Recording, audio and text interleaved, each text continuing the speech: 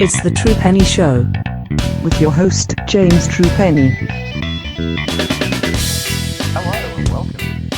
My name's James True. This is my show today. You're back at our Joshi meet.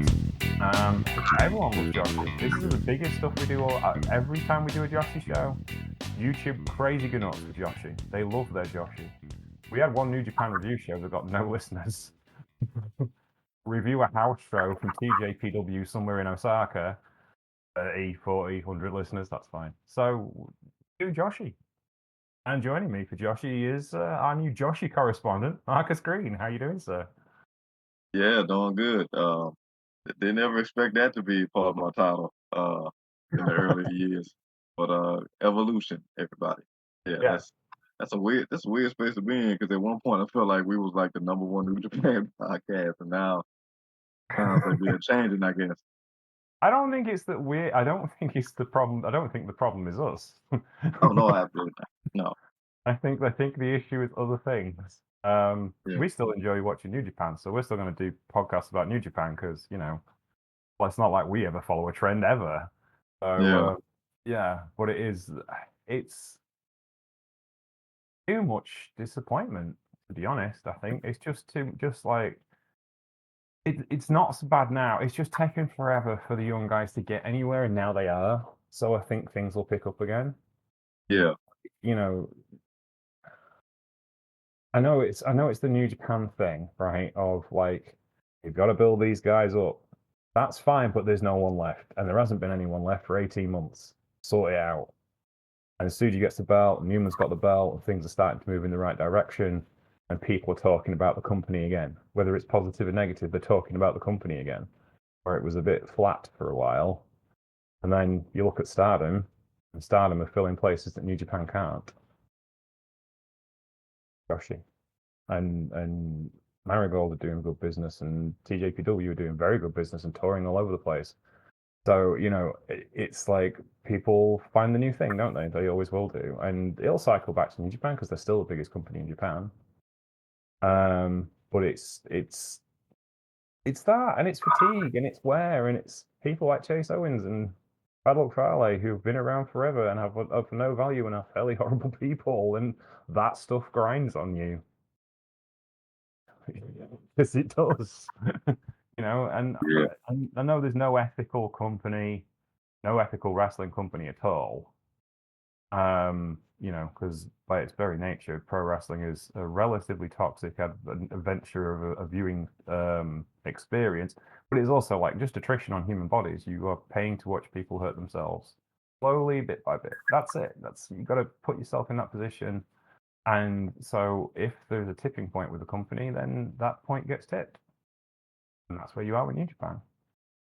And therefore, I mean, we do all right in our traditional places of the New Japan show, SoundCloud and iTunes and even Spotify, we do really well with New Japan. So I think our YouTube channel reflects a wider general audience of pro wrestling, whereas the other places are the people who've listened to us for a very long period of time. But when we do YouTube shows on Joshi, we got 36 hits on that show that me and Chelsea did for the Friday re-release, and we did that like 14 years ago. Like, oh, that's cool. That's nice. Because we always put a shout on a Friday. So yeah, it's just the way the wrestling world works, and there's other stuff that's kind of taken New Japan space as the taste makers, right? So like AEW is kind of like the taste making place these days. So people watch AEW, which isn't really our scene, and there's nothing wrong with AEW. But I think that's another thing is like fans have been screaming out for an AEW New Japan storyline that's meaty and something you can get your teeth into, and both companies have gone, no. Now eventually they are, but it's taken them 4 years, and that's losing momentum, isn't it? Yeah, and like you said, Joshi's hotter than ever, on the rise, and Noah's having an incredible resurgence, and then possibly some lucha things on the horizon, maybe. Yeah, it's just a lot of things that's like you said, become tastemakers. Like with New Japan, this you talk about kind of felt like that couple that you had known for a long time, and they've been together for married for like 20 some odd years or something. Then all of a sudden, out of nowhere, you think they're the happiest couple or whatever, or the strongest couple, and then they get a divorce out of nowhere.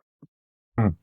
And then, now they, uh, back out the dating market and dating completely different people from what they, you used to seeing them with. So, New Japan, like you said, is kind of going through them growing pains. Have gone through them growing pains, whether it's been stuff that has, forced them in certain situations economically, obviously regime changes. But I think just for a lot of new people, they just have to make themselves get used to what the new landscape looks like. But for the longest time, they had probably one of the most consistent landscapes in terms of roster that Mm. you could see. In terms of just having top talent. And we got a chance to live through that Okada legendary run. Yeah. Um, so it's kind of that it feels like you have to it's like a real New Japan at this point. So which I Yeah. get. But thankfully we do have things like the rise of Joshi and very different facet, like Oh, yeah. TJP, which is completely not completely different, but it has its own flavor as opposed to Sendai Girls. But thankfully we try to cover all of it. We do. We looked last looked at TJPW on their Texas tour. Christy enjoyed that show, but she berated me gently for not asking you who your favorite up girl was. I will give you time, Marcus, to find out who your favorite up girl is. And if you want to tell me the next time we podcast, I know you like to research these things and want it to Yeah. be right and wouldn't want to rush you on an answer.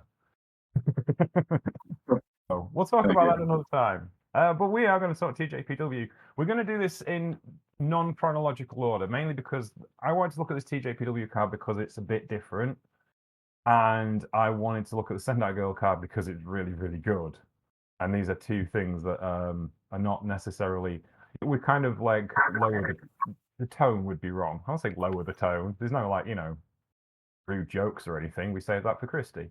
But it's her territory, and I wouldn't want to step on those toes. This one it just intrigues me because we heard recently that Shinkawa First Ring, which is one of the main venues for Joshi companies and smaller wrestling companies in Tokyo, is closing down. Not Shinkawa First Ring. Shinjuku Face is closing down, which is a shame because it's one of the key venues for pro wrestling in Japan, and it will be closed permanently in September, which is really bad for smaller companies. And I was wondering whether someone was going to break out. And TJPW are doing their Inspiration series, which is a series of smaller house shows. At Tokyo Square in Itsubashi, which is in Tokyo as well. This had a venue as 222, so I thought it was well worth a look and see if it can become a new Shinjuku face, if you will, or at least for another home for TJPW to do their smaller shows with. And also, it's kind of like a house show, and we don't really do house shows here. We tend to do big shows, so I thought it'd be a nice change. And obviously, Marcus having his recent adventure for the first time with TJPW, I thought you'd like to see some more of the roster. What was your thoughts when I sent you this?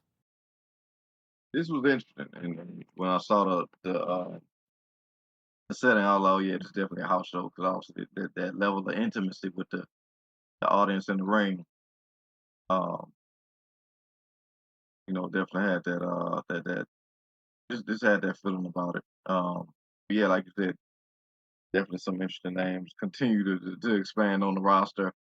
Um, but yeah, I appreciate it. A lot of times it's these shows where you kind of see a little bit of brilliance and nuance that you might not necessarily see on the larger shows because there's other narratives being catered to in those regards. But these is the shows that kind of you see the sparks of building those up and coming big stars that will be headlining those big shows for years to come. So, I appreciate all of it. Absolutely. Show opened with a tag team match.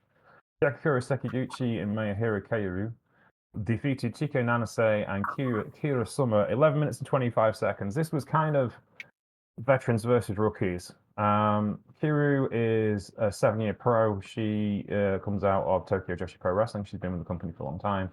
Sekiguchi is a 9-year pro. She came originally from Actress. She was one of the big names there. Syuri is kind of a comedy character. She's one of the best comedy wrestlers currently going in pro wrestling and is completely untrustworthy. So I don't know why NSA and someone went to go and shake hands with her. It was all going to go wrong. Funnily enough, it did. NSA is 22 years old. She is a 2-year pro. She's a Tokyo Joshi Pro wrestler. And Kira Summer, we have seen before. Myself and Christy looked at her last year. She is from Australia. She's signed with Tokyo Joshi Pro. She's been with them for a couple of years now. She's 29 years old. She has a lot of presence, as an Yeah. NSA. And Sekiguchi and Kiru, obviously the veterans in this particular match, take it out 11 minutes 25 seconds. But this was just fun and a nice way to open a card because it's like introducing you to your lower card talent in a nice way. Everyone got their stuff in. It was a nicely paced bit of comedy to start with and got a bit serious. I liked it from a nice, well-rounded point of view. What about you, Marcus? Yeah, agreed. Like I said, I'm still getting used to TJPW, so I have to kind of remind myself to hold myself around that it's more elaborate and that the action is more elaborate Yes. in that regard. But yeah, like you said, two vets versus two rookies. Um, and it kind of ended up playing out like that. I think, obviously, specifically Kira came in with a more serious attitude. You're right, the young lady does have a presence about her stuff. She sticks out with her gear. And obviously she has a very kind of adorable kinship with Nanaste. And you saw that play out through the match. But ultimately, the vets got the best of it. Even if the vets played a little bit more fast and loose with it, and it seemed like they were going to kind of, get hung out to dry. They kind of closed it out at the end. So, they can play around, but when it's time to kind of put up a shut up, they do what they need to do. So, they could run that back, and I think they could turn it up into a more serious fashion and give us some real solid, like bell to bell, knockdown, drag out 20 minutes. But yeah, this was a cool. Absolutely. The second match on the card featured the young wrestler Mifu Ashida, the former cheerleading athlete, who uses her pom-poms as offensive weapons, against Papillion Akima, who may be related to 666 wrestler Kanaka, a distant female cousin, nudge nudge, wink, if you will. This was shenanigans, as you'd imagine from these two, but fully entertaining shenanigans. 12 minutes and 34 seconds, and honestly, it did not drag at all. Ishida put away Akima in definitive fashion, shall we say. And that's kind of what has to happen in this. You can't have a guest come in who's there for all laughs and then have your home girl lose. That would be bad. So I kind of expected Ashida to win, and she did so. There was fun along the way, and certainly the crowd really enjoyed it. That's what this is kind of what you go to TJPW for in one sense. The entertainment side is always going to be top notch, and this was a load of fun. What do you think of it, Marcus? Yeah, gotta pack them up a little bit sooner than that. For me, but we love a good German suplex here, particularly with a bridge. So that definitely ended things on a great note for me. Shout out to Mifu. Yeah, but Akima, yeah, that's certainly an interesting introduction for me with that one. But yeah, like you said, this was an entertaining match more so for the crowd than maybe for me, but I appreciated a little stuff here and there. But I do think the right person won in Ashida, and I look forward to seeing her, getting there, mix it up with some other name. Indeed. Yeah, I think she's ready for something a bit more. Yeah. What she does is really fun and really well, and the fans really love her. She's getting over really quickly, and the shows that we've seen her in, obviously to audiences that don't really know her that well. So the fact that she kind of gets there quickly is really important. Any form of wrestling that you're watching, if you don't get over, Mr. Brian Cage was complaining about the fact that he's not on television when he looks this good. He does look amazing, and he's an amazing wrestler. He also is not over in the slightest, and hasn't been since he was on Lucha Underground. And that's why you're not on TV, sir. Sorry, can't help you. That's the way it is. Other people are over, you are not. That's the way it goes. Yeah, and that's not like a big thing anymore. A lot of people look good, man. It's not a a lot of people look good. I mean, look, did Al Snow look good? I mean, come on, like in terms of being in shape, like come on now, like I mean, that's the thing. It's like the story is like someone asked Slash once, why did Axl Rose end up the lead singer of Guns N' Roses? And he was like, we couldn't find anyone else who could sing. Who could yeah, sing well with emotion. You can find guitar players in LA forever and a day. There's a million guitar players who are great. That's not yeah, the issue. Finding a singer who can do that. There's only one Axl Rose, and that's the reason why. yeah. Yeah, I feel like it's the same conversation we always have about Brian. Obviously, we ain't got no personal against him, want nothing but success for him. Love his wife.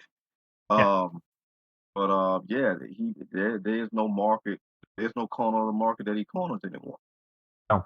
You know, he's swole. We got those guys. You know, he can do all kind of crazy flips and stuff. We got those guys. We got those guys at his size that do that stuff. It's not a, you know, he doesn't stand out anymore. And it's, you can't really rest on them laurels. And you're at a time now we're seeing a crazy generation of athletes, both with male and a female, and it's kind of one of those things. It's a lot of guys who can verbally get their, proverbial stuff in, but you got to Mm. stand out more than that. And you just like you said, you just don't really stand out in any way. You haven't since unfortunately Lucha, and you haven't really touched anything like a main event scene since you were in TNA.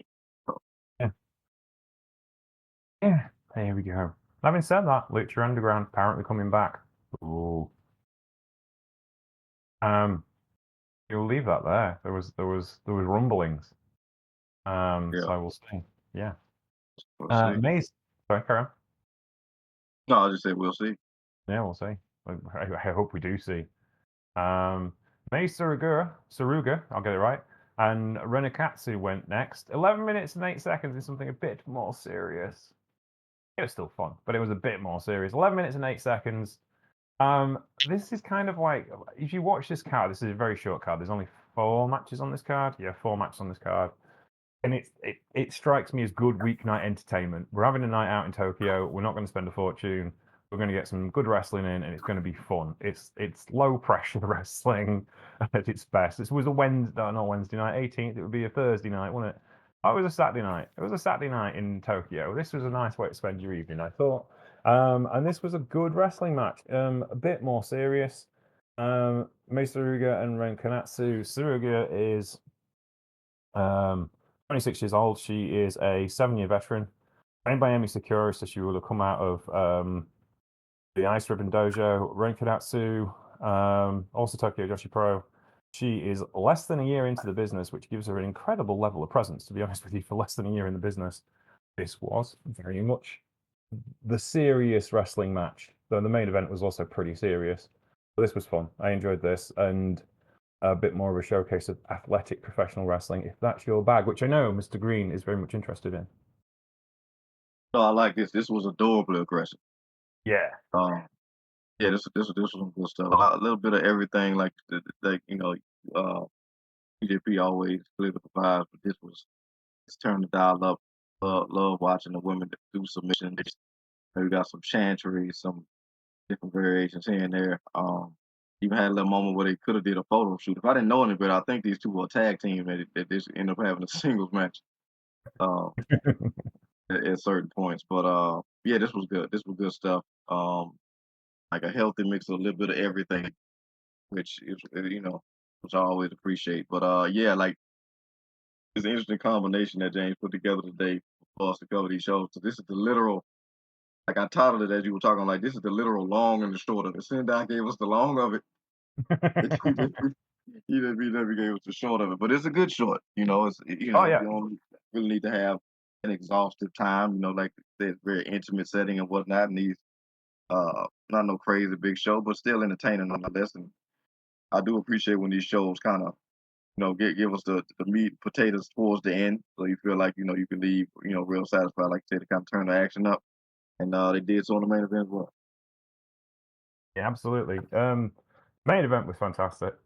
The main event was Arisa Endo and Harazuki Katsushiro, and they defeated Riki Tatsumi and Shion Kanzaki 18 minutes and 32 seconds in a proper main event. Now, there was some TJPW shenanigans. Did Kazushiro go to the concession stand and buy some corn snacks to hit her opponents with?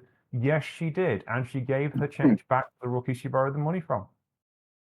She's a conscientious young lady. I appreciate her effort. And they force-fed corn snacks to Tatsumi and Kanzaki. I know it was fun. But then they got to some serious business, and this worked out to be a really fun wrestling match. And this kind of thing is just kind of like, if you want a wrestling show where you just want to watch some wrestling and have some fun and switch off for an hour and a half in a world that sends us a relentless flow of horror on a daily basis, this is the show for you. You cannot dislike the show. It is harming no one. Everyone had fun. Everyone got good value for money. This main event was value for money. It had everything. It had comedy, it had action, it had a bit of seriousness. And it kind of like shows you the good side of not having heels in a company. You can be heels because you force-fed your opponent's corn chips. And that's fine. If you set the universe up right to do it. And that's what this company does really, really well. So I appreciate this a lot. What did you think of it, Marcus? No, saying like you said, I'm usually on the other side when it comes to too many shenanigans. I think we both are to a point. Appreciate the Yeah. more serious direct stuff, but a healthy mix. You never lose with a healthy mix, and I feel like TJPW, consistently does that. Also, like I said, kind of gets if it's a lot of it dialed up, they kind of put it in the front end, and then the back end they give us a healthy mix of here and there, but obviously keeping the business end of things good, particularly with the tag teams. Like these women with these tag teams are always so impressive. That's just a completely different flow. Like we're gonna get into it with Sendai show, but you could tell when the synergy is there, and then when it's kind of just like two people all together, but they're very much having solo matches on the same team. So and that that very much plays into the match. But yeah, this was just some good stuff. These women really out there and put on the show. Like you said, you want to get your money's worth. You don't want to go two balls to the wall, but that's not really the point. TJPW, which I appreciate. Like you said, that they company with no heels, which a lot of people probably immediately scratch their head at when you look at the foundational aspects of what we come to learn with wrestling. But that's why you can keep the investment kind of light with it as well. Yeah. Yeah. You can dip in and out and still get it. There's no major kind of like there's long-term rivalries like the Yamashita Makito, which obviously since Makito left for Stardom has kind of come to a halt.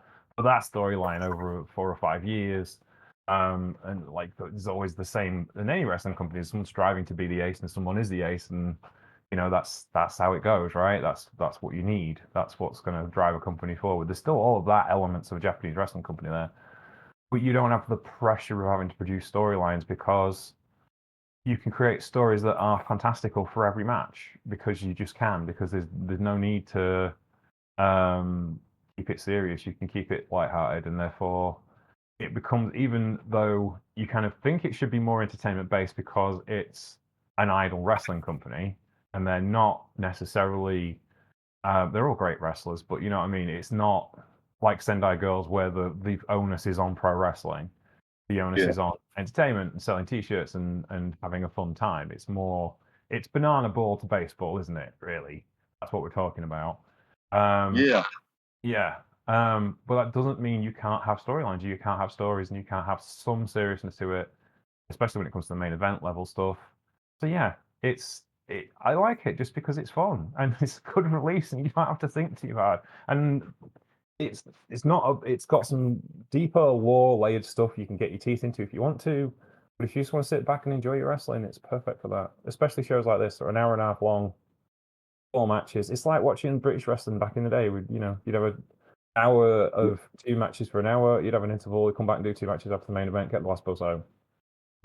It reminds me of. No, continue. Sorry. No, sorry, I interrupted. 15. Yeah. No, you're good. Keep going. Yeah.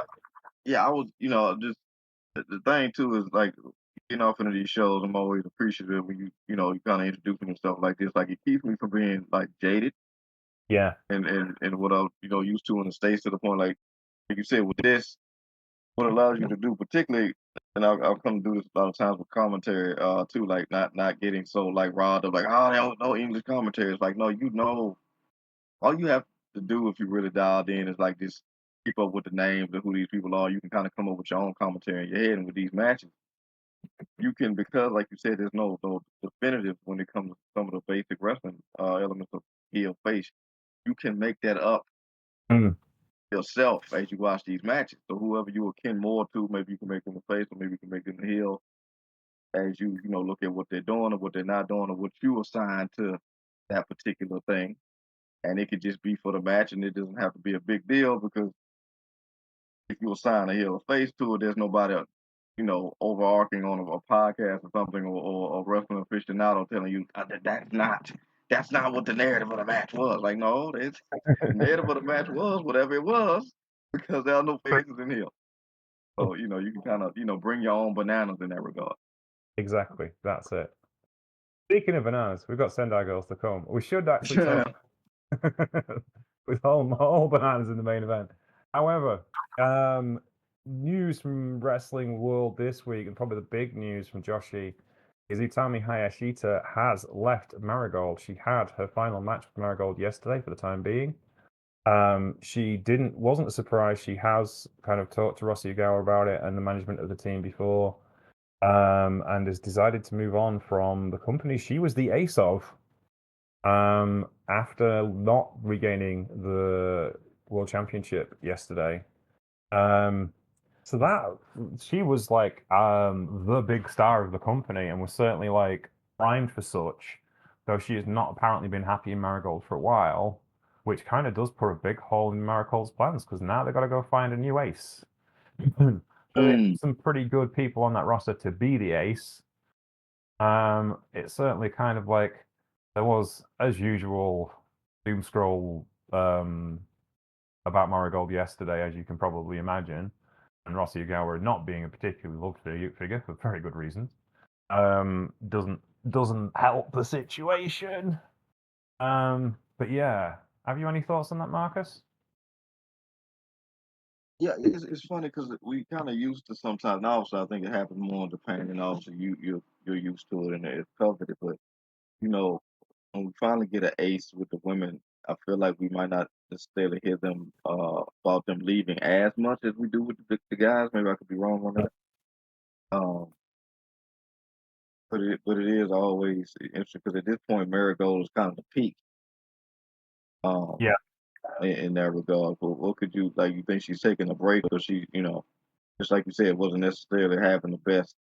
Even if she was showcased as the best, kind of almost feels like come off like a punk thing. Like even if she's at the top, she's not having the best time. Yeah. Type of deal. So like, do you see her like just taking a break to kind of get herself together? Or you see her immediately going somewhere else. It depends because it's tread carefully kind of where you go, right? Because like if she goes back to Stardom, she's buried her bridges she's burned a bridge with Marigold because that's kind of done, right? The only person that gets away with that kind of behavior is Syuri. And the reason why Syuri gets away with that kind of behavior is because she's got her own promotion, which is as big as Stardom and Marigold.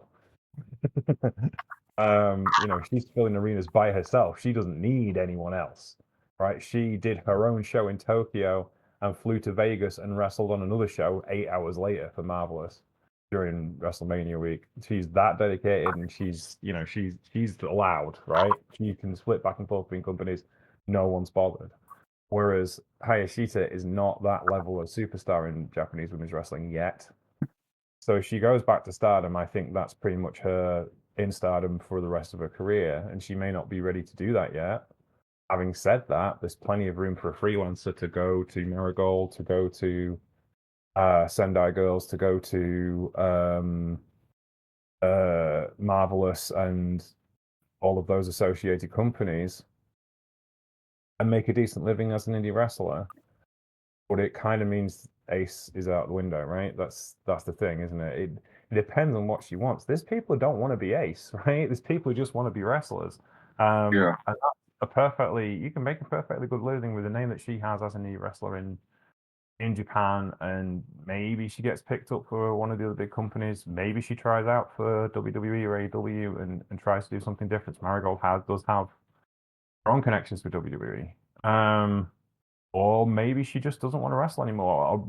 It's difficult to say because she only really talked about her time in Marigold and what she wants to do with it. So yeah, I think time will tell. I'm not sure she'll turn up for anyone next week. It'd be interesting if she did. But I think the issue is the relationships have thawed a little bit between the women's wrestling companies in Japan, but there is still a sore point between Stardom and Marigold for the obvious reason that Rossy Ogawa took half the roster with him to start Marigold and put Stardom back like 18 months of development because he took half their women with him and took Miyu Watani, the biggest star of Stardom at the time. So yeah, there's still that's still a sore point. Whether you can float back and forth between those two companies, if you're not a massive superstar like Syuri, I'm not so sure. But we'll have to see. We say that a lot lately. We'll have to see because there's nothing's for sure. As it Sting used to say, the one thing that's for sure with Sting is nothing's for sure. Well, that's pro wrestling right now. Indeed. But let's talk about positive things that we knew happened, which was the Sendai Girls show. 6 days before that TJPW show in Korakuen Hall, Sendai went for their big show at Korakuen Hall. And this is kind of, again, where the modern wrestling world is. Sendai Girls joined the United Japan Wrestling organization along with Freedoms in February of this year. Miko Satomura and Takeshi Sasaki became directors of that organization, which is a working relationship between all the major Japanese wrestling companies in Joshi and Pro Wrestling, except All Japan Pro Wrestling, basically. It's everyone except All Japan. Don't know why All Japan aren't in it yet. They've got their own issues. Everybody else, they're all working together. Basically, at the behest of Hirohase, former education secretary and former IWGP tag team champion, to try and create a world where American wrestling didn't take away the unique properties of Japanese wrestling, which is kind of what they're after, which is pretty sensible when you think about it. But this show was a bit more serious. If you like your wrestling a bit more serious, there was some dumb stuff on this show. Don't get me wrong. Because Mako Satomura's sense of humor doesn't always match with the rest of every other wrestling fan's sense of humor. But here we are. She's the greatest wrestler in the world. Still, even just standing there. She hasn't wrestled for a year, but she's still better than everybody else. Anyway, we're at Korakuen Hall. Show opened with Yuna wrestling against Miki Kane. Miki Kane is a freelancer. She's 25 years old. She's been around for 3 years. And she lost to Yuna, who is a Sendai girl. She's 22 years old. She's been wrestling for 2 years.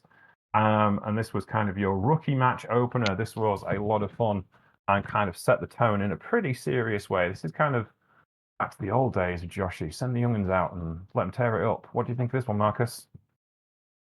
Doug, there's some good old joint manipulation, breaking of the arm, isolation in there. Like you said, this business picked up with the Sendai show. Obviously, we're going to get to the shenanigans. They were bound at certain points, but like you said, they kicked off. They got the energy. You always want to, start your energy good with the outset match and then end with a bang.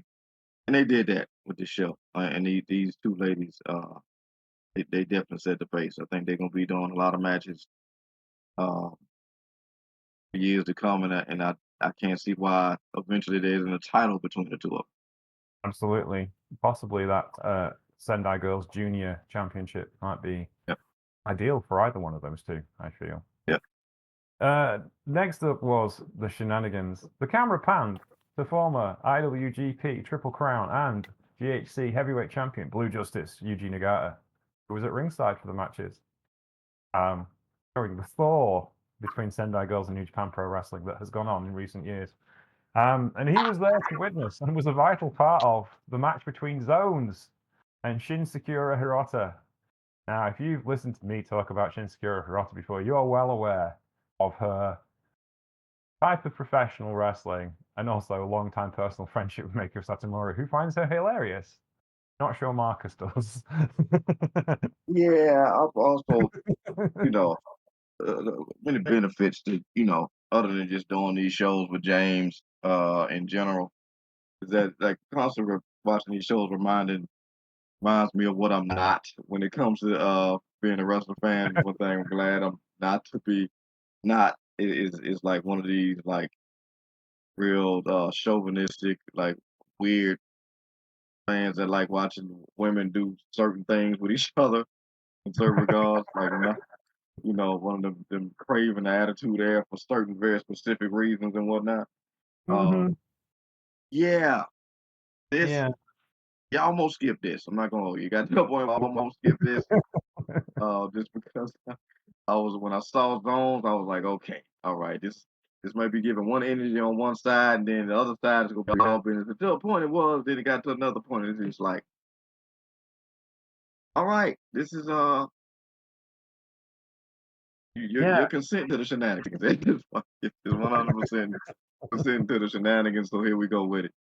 And stuff happens. It does. Marcus can turn his headphones off for a moment, and I'll explain what happens so he doesn't have to live through it again. I must admit, I do love Hirota, but when you've seen them once, you kind of seen all of them. So I did watch this one on double speed. I think she's best when she's doing her really original stuff. When she impersonated Bull Nakano back in the day, that was really funny. This was, yeah, it was well, the fans liked it. Yuji Nagata loved this match mainly because Hirota asked him how many times she was to goose zones.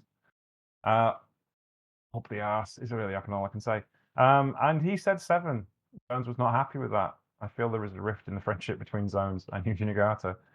11 minutes and 44 seconds. If you're not a fan of Raisuke Taguchi, you'll hate this. Because he's like, Raisuke Taguchi is an amateur when it comes to sports stuff compared to Shinsuke Hirota. But yeah, but Nagata enjoyed it, and if he enjoyed it, then it's all right, I guess.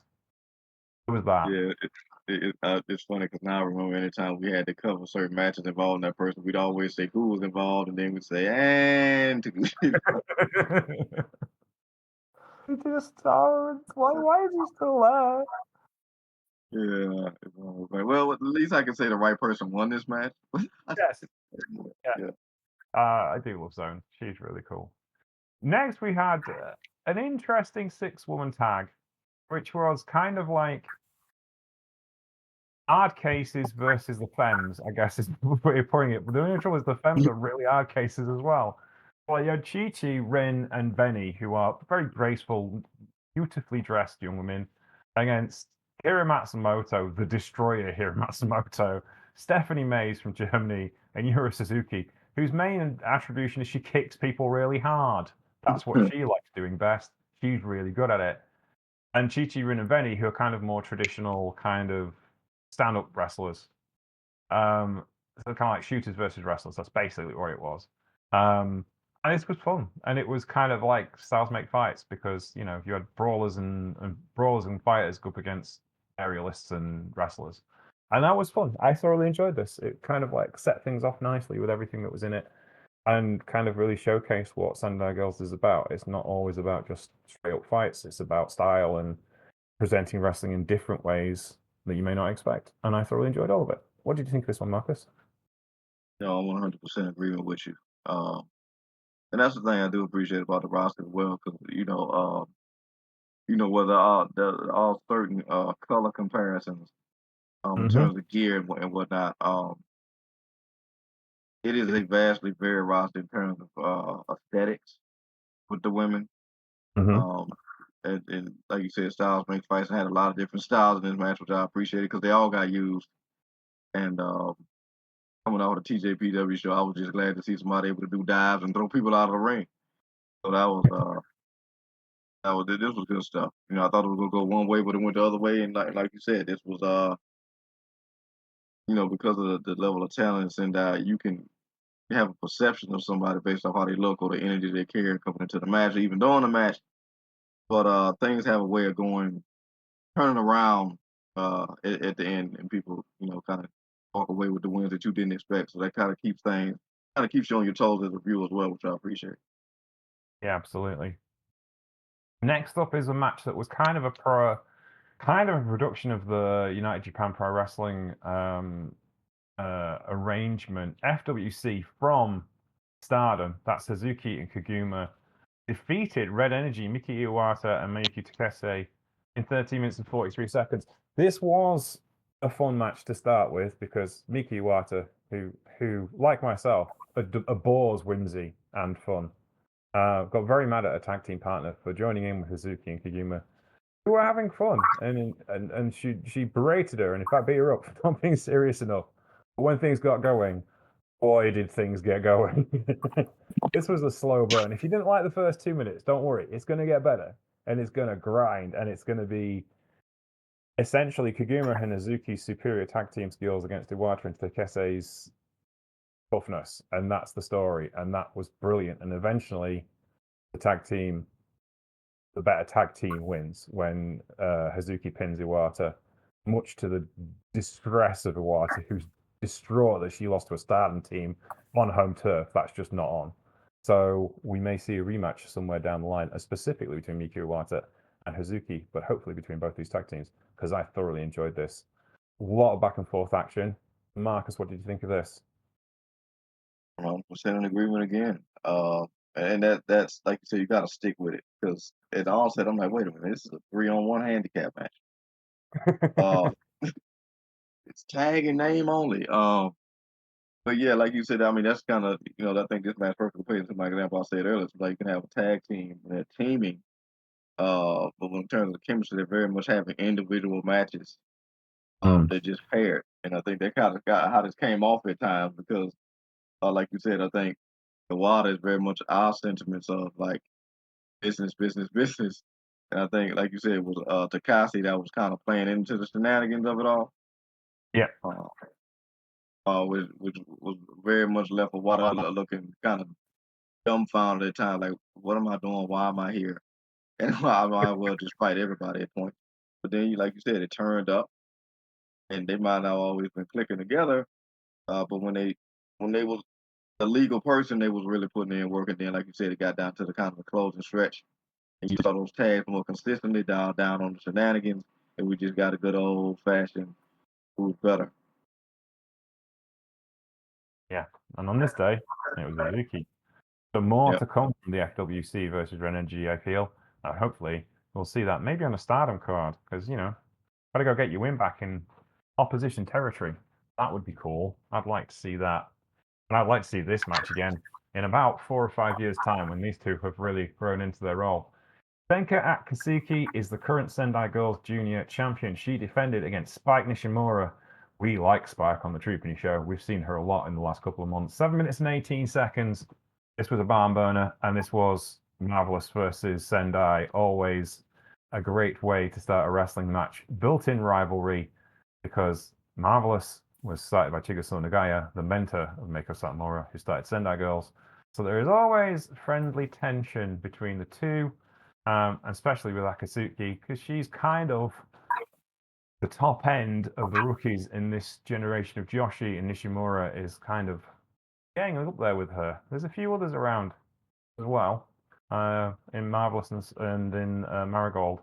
Akatsuki is kind of the made woman at the moment as far as things are concerned, and she had a very interesting weekend, or a very interesting week this week, which we'll talk about after this match. First of all, Marcus, what did you think of this? Appetizers out the way. It's the entree. This is what I came to order. Yeah, this is good stuff. This is solid. Two very talented young women. Just the action. Like this is one of the matches you go watch for the show. Love the constant, and this is something that kind of gets kind of forgotten to the ether a little bit, maybe more so tend to people with amateur wrestling backgrounds. But I love that those real tight pins that she ended up winning with. I don't think we see enough of that these days. Like I said, I think that may be more akin to people with amateur backgrounds, but you don't really see that a lot because I guess it doesn't always lend itself to the to the showmanship of being on TV sometimes. But Mhm. that's ultimately what one of the this match, mixing it obviously the big moves and hard hits and stuff, but keeping that amateur know-how, particularly in the final stretch where it's like, that's the narrative of the pin, the continuous pins is that it takes energy to kick out of that stuff. And her being as big and long like she is, those pins have more additive effect. So it was just good to see great technical back and forth. Champion retained, and like you said, a bomb burn. Absolutely. Um, Marvelous did a bit of cross promotion this week in Las Vegas, Nevada. So on the 23rd, that was on Thursday, they sent over both Mio Monomono, who was in the main event and the main event of this show, and she defeated Johnny Robbie for the West Coast Pro Women's Wrestling Championship. But perhaps more interesting for the future of wrestling, Senka Atsutsuki wrestled Chris Hero. Yes, that Chris Hero, AEW road agent, legendary pro wrestler, King of the Indies, Chris Hero, Kings of Wrestling, Kings Hero, Chris Hero. 9 minutes and 2 seconds, 8.96 from the cage match users, boys and girls. 20 years old she is, and she wrestled a legend and steals the show. Now, Chris Hero is no slow coach even in his more advanced age. However, the amount of faith that Chris Hero shows in her, maybe we should also have some faith in her. So you can watch that match on YouTube, by the way. It's free. Yeah, I'm gonna go check that out because I don't know Yeah. if I've ever seen Chris Hero hit anybody lightly. I'm like, he had a match with a girl. I'm like, man, I hope she got her dentistry together because that Oh dude yeah. does not. I Hey, remember those shots at NXT. yeah, Akatsuki is laying stuff in as well. So yeah, they ain't mucking around. You should go see it. 9 minutes matches. That's it's on YouTube. It's free. They're giving away gold for free these days, kids. That's how much the value of pro wrestling is. But apparently, it's a really good card. Looking at the cage match reviews, main event 8.0, 7.33 for Adam Peace and Starboy Charlie. Yeah, Man Called Mandy's on that show. Aja Kong. Oh no, you can't go watch the match without come show without Aja Kong in it, can you? Go watch it. And you should also watch this. Oh, good dear Lord. So, if those of you who've seen Kurishiro Tokyo Japan before, you will know him as the guy that I find mildly annoying. You would also know him as Ikimanjiro, Jun Kurishio, Tokyo Jiro. All of the names and identities he's been in All Japan Pro Wrestling, Wrestle One, and New Japan and WWE. And he's wrestling Dash Chisako in a hardcore match. Now, there are a few things in life one does not do, and that is sign up to a hardcore match with Dash Chisako. However, with his new promotion all set to go in Tokyo, Kurishiro Tokyo Japan went out to make a name for himself, and the question was, how long could Dash put up with his shit? And it was about 180 seconds. As Kurishiro went out and did his usual fake entrance into the ring routine about 4 or 5 times, and Dash sat patiently until finally he put his foot in the ring and she threw a chair in his face, and we were off and running. And this match had everything. Literally the kitchen sink. There was some. I have seen some things in wrestling, and I've seen Dash do stupid stuff. I have personally witnessed Dash Chisako jump off a gantry at the top of a match into British Strong Style to open a match. I have seen her fly at Kaylee Ray from a bar. I have seen her do some insane things, and I think she just about topped everything with this match. And Kurishiro Tokyo Japan, well done, sir. There are a few people on this planet who can live with Dash Chisako when it comes to a hardcore environment, and you did your very, very best. You were murdered in the most beautiful way possible. This was, and I never say this about a Tokyo Japan match, this was exceptional, and you have to go see it. Just because it's so stupid, you just have to. And it's just great. I can't. I can't. Marcus, start talking because I'm lost with joy. Yeah, it's one of the matches where it's like I feel like I was as tuned in as I was tuned out. It's weird. It's weird because I'm like, obviously, we know Chisago is basically a demon. Yeah. Um, but you know, Rosho, a lot of shenanigans with him was kind of taking me out of because he felt like at times he was doing everything except trying to put her away, which is what you should always focus on.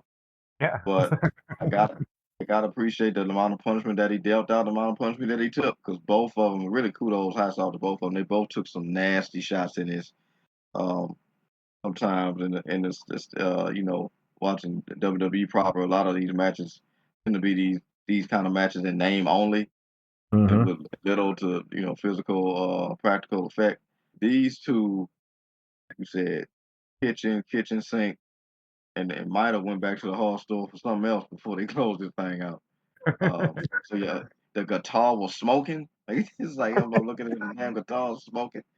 So yeah, a little bit of everything. Like you said, if you get to the point where you just feel like you tuned out, like James said, just sit back and just like keep watching it. But like I said, the Yeah. only thing harder than the actual side of the ring is a Japanese table, and they Oh got yeah. used frequently in this match. To the point, like yeah, getting Jeff Hardy tight ladders and then closing things out. You got to the point where I was just happy that it was over by the time we got done. So yeah. There's some of the spots in this. I'm not being funny. If Hiro Matsumoto, who I've seen her put people through walls. If she's concerned about your health, I'm saying you maybe need to look at things just a bit. Um, 'Cause oh God, Dash, I've loved you so much, and I want you in one piece. Good Lord, you put everything on the line in this match, and it was just fantastic for our entertainment. And that's a Hall of Fame performance, absolutely. yeah.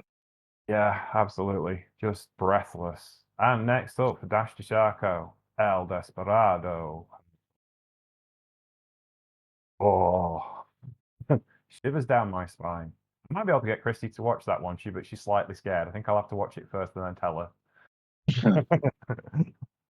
She's not sure what will happen, but wow, it's not a death match, just a hardcore match. I don't think there'll be any Yeah. bleed. But there'll be some dumb stuff.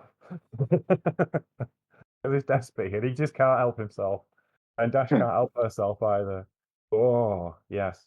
Anyway, anything else to say on this glorious match? I just appreciate the effort. Like you said, if you're gonna do a match like that, you got to commit to the big go balls to the wall, and they did that and then some. Oh, yeah, definitely. Speaking of balls to the wall, ooh, Syuri wrestled Chihiro Hashimoto. Rematch.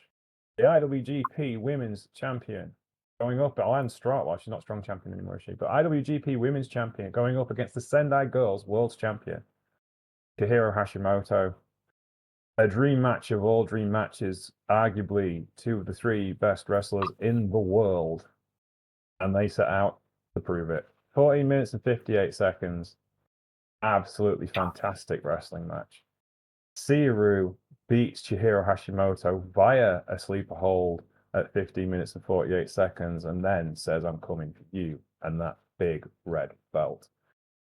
This is something going to be special. I don't know where it's going to be, but I will be there to watch it because Hashimoto and Syuri is just sublime. You've got a shooter and a striker up against a grappler and a hooker, and it's just perfect. The styles are similar because they both come from MMA backgrounds. In Hashimoto's sense, it's amateur wrestling. In Syuri's sense, it's jiu-jitsu and mat wrestling and striking. But because of that, their basic grasp of the basics of pro wrestling is just so solid that they can use that as a platform to tell the most ridiculous stories. And this is the story that isn't. This isn't the story. This is the story that gets you to the story. This is the first chapter, and you know there's going to be a second chapter because of the way this match works out. They didn't do everything, but they did just enough, and it's perfect. This is a perfect wrestling match for the situation. It's not there to be the perfect wrestling match. It's there to get you to the perfect wrestling match, which makes this the perfect wrestling match. Bit of a complicated way of doing about it, but this just Perfect. It's great. And I can't really effuse any more about it than that because it is just like we ain't done yet. And there's so many things to come and so many things that could happen, and they whet your appetite for it in such a great way. But just beautiful. Just hair on the back of my neck makes me cry kind of wrestling, and that's the best wrestling there is. Marcus, what do you think of this? Yeah, I don't know how many times or if I've said this in our recent shows, but y'all know what it is. By the time James gets through saying stuff about a match like that, you already know. Mm. Go watch it. Watch it. Just go watch it. There's no, we can pontificate about it all day. You can always, listen to James wax poetic about really most things, but certainly a fantastic wrestling match. And that's what this was. Every sense of the word, like you said, two of the best women going, period, any promotion.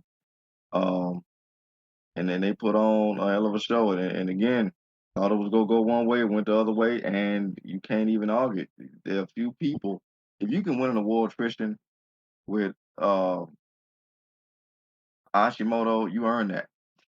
Mhm. You earned every bit of it because it's hard to outlast that woman. She will tough her way through most things, power her way out of it, tough her way all the way through it, and give you more than you thought you gave her.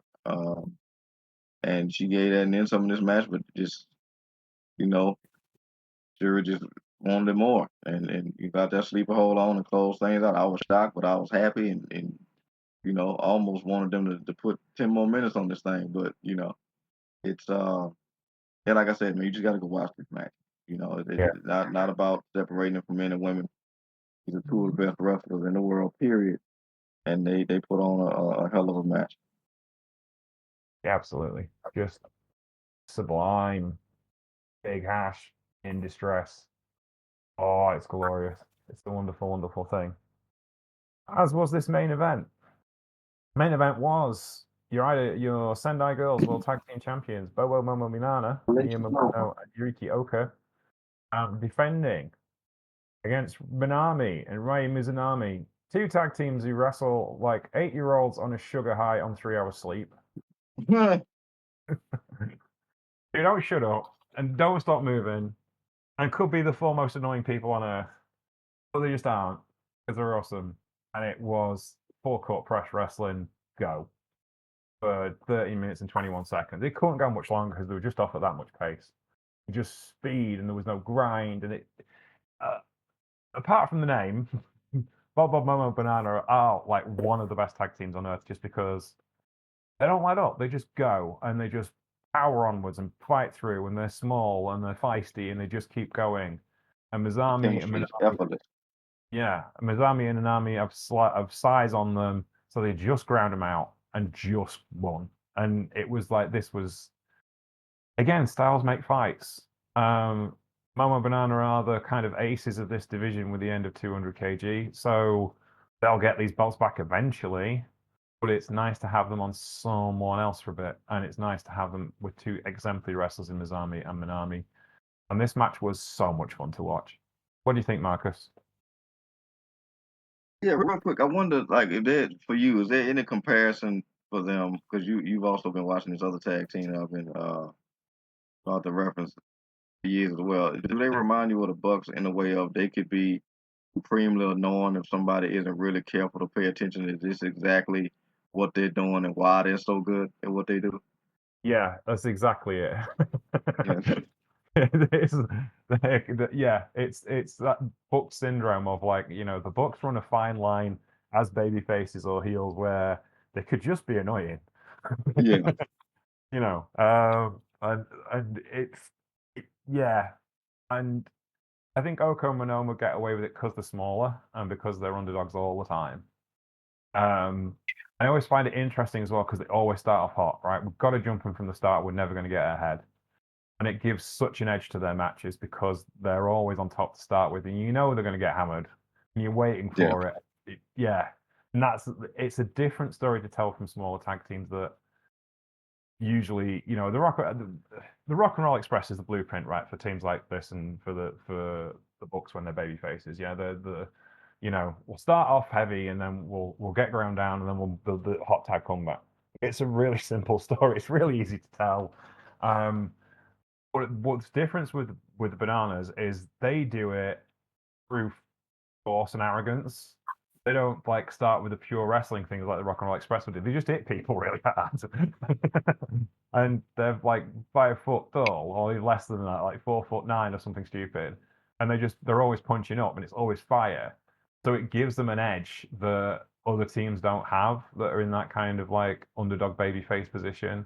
And that's what I really like about them is like they just don't care. They're going after it like bull terriers, and that's really cool to watch. You know they're going to get hammered eventually. You know they are. It's just like for as long as it lasts as long as it lasts. And when the wheels come off, it's gonna be interesting to see how they make their comeback. And this was a good way of doing it because they didn't get past the comeback. Mizunami, veteran that she is, just controlled them, and then Manami finished them off. And that's really cool. I just like the way the story was told. Of like, you can't you can run on the edge for as long as you can, but eventually you'll fall off. So yeah, it tells the story of what the downfall of bananas is because they are what they are, and there can't be anything else, and that's cool. I don't mind that. It just means that sometimes you're just going to get caught out, and they did, and that's fine. It's a nice way for the aces of the division to be because they're never really going to get like wow, we nearly won. We could get there. 9 times out of 10, we'll beat them. It gives them an out without Yeah. like with them still losing clean, and I like that as from a storytelling point of view, and I just like them because they're just fun. In a world of tag teams that are deep and dark and dour. And then Manami and Mizunami, they're fun as well, but in a different way. But Yeah. yeah. What else do you think about this match? That also, yeah. I mean, this is a great double feature following the other. I mean, it's kind of hard to really follow that match. It's like, yes, there's this death-defying hardcore match, and then there's this best wrestling match we've seen all year. Now you go. Yeah, yeah, and I think to your point about the bananas, that's where that relentless, fast pace, get ahead before we get behind because we know what's coming. Energy comes at. They don't really allow you to breathe, and because of that, um, it doesn't really allow you to think or keep your mind on something that you just kind of saw. You just really got to keep up, stay in the action. So they benefit from that. But like I said, it's just really hard to follow them two matches. But again, I do appreciate that they backloaded the show the way that they did. But these women absolutely killed, and you should definitely, like I said, at this point, like James said, it's really a triple feature Mm. because the hardcore match, you just turn your brain off and just watch it, just be amazed that either one of them are moving after that because they took some nasty shots and nasty bumps in that match. Appreciate the bell to bell for the next one, and this one is just like you said, it felt like that those movies have those trains. It's like we can't stop it. Yeah. Yeah. What was the saying? Like, yeah, back in the 19th century, there's a little old lady asked the train conductor about, like, she said, "Does this train stop in Chicago?" And the conductor said, "I hope so, lady. There's going to be an awful big crash." That's what this match is about. Exactly. Yeah, it's just absolute bell to bell, go, go, go, go, go. And Minami and Mizumi have just got character to burn. They're just infectious people, and that's what makes it fun, and that's what makes it great. And that's brought us to the end of another show about Joshi. What's your thoughts, Marcus? Where's the Joshi scene after these two shows? Are you enjoying it? Thoroughly enjoying it. Like you said, we just got to talk about. It's a really good problem that we just talked about. Potentially a big company losing an ace, Mm. but you feel like that gap isn't going to be hard to fill. A good Yeah. thing, So there's so many women that could absolutely take that spot. They just like looking for the opportunity. So many young women, so many women who feel like we always talk about like 18-year-old what feel like 20-year-old veterans in this in the thing. So um yeah, it's a healthy problem. Great roster by Sendai's. And TJPW got their own unique thing. And yeah, the synergy, even if they're not working directly together, is really cool to see. And these shows, while long, are worth it. So Yeah, absolutely. So then, next week we'll be looking at Noah with myself and Dr. Ruth. She's coming back to the show. We're gonna do some Noah action from the show on the 2nd of April, which is coming up. Big things Shout out to happening in Ruth. Noah at the moment. Yeah. And then the week after that, we're not sure. We haven't booked that yet. Me and Marcus might want to have a chat about that. We'll see what happens. Then after that, we've got Best of Super Juniors coming up in the month of May, all running all the way through June, and myself and Christy will be looking at that. We also may have some special guests, considering the entrance to Best of Super Juniors. We probably should look at Pro Wrestling Dontaku at some point. We're having a bit of a New Japan break at the minute just because it's draining. Yes. Yeah. And it goes on for a very long period of time. So yeah, we're having a bit of a break at the moment. But we'll see how it goes. We're back at Best of Super Juniors, definitely. But there's other wrestling out there, and you should go enjoy other wrestling too. We've got plenty of other wrestling to talk about. I'm sure there'll be a Ring of Honor show for us to look at soon, aren't there? Absolutely, and shout out to to everybody that's been enjoying our legend series. Talk about guys. People like, ironically enough, we have on our Mount Rushmore the legendary Mako Satomura, Mm-hmm. who we talked about extensively, and more recently, which I'm glad to hear people are enjoying our Fit Finley two-parter. Yeah, The legendary Fit Finley two-parter. Wrestling has more than one royal family, and I think we cover one. So there it is. absolutely. Yes, definitely. We are planning a return to the barbed wire soon for a story, which we'll leave as a surprise, because we haven't touched on that in a long time. So I'll talk to Marcus about that after that, but we'll leave it as a surprise because we've got a few weeks to go yet. In the meantime, thank you very much for listening to the Troopany Show today. Marcus, where can we find you on the internets? Yes, I'll be on Twitter. Definitely find me today talking about Vince McMahon booking in American politics. Uh, and what feels like it anyway. And always hit me up about wrestling. Like I said, I always love watching the feedback that James gets on us covering shows and whatnot, and just continue to listen. But yeah, you can find me on Twitter at Paradox Kid. That's PARADOXKID. Always down to chat. You can find me at Sheriff Lannister on Twitter, Blue Sky, Mastodon, Pixel Fed, various other places. And Sheriff Fantastics on Instagram. I tend to be more music based if you want to listen to me play guitar. You can also find the show Troopany Show on Twitter and on Blue Sky and on Instagram. We will be back next week. We'll be looking at Noah. Take care, and we'll speak to you soon. Bye.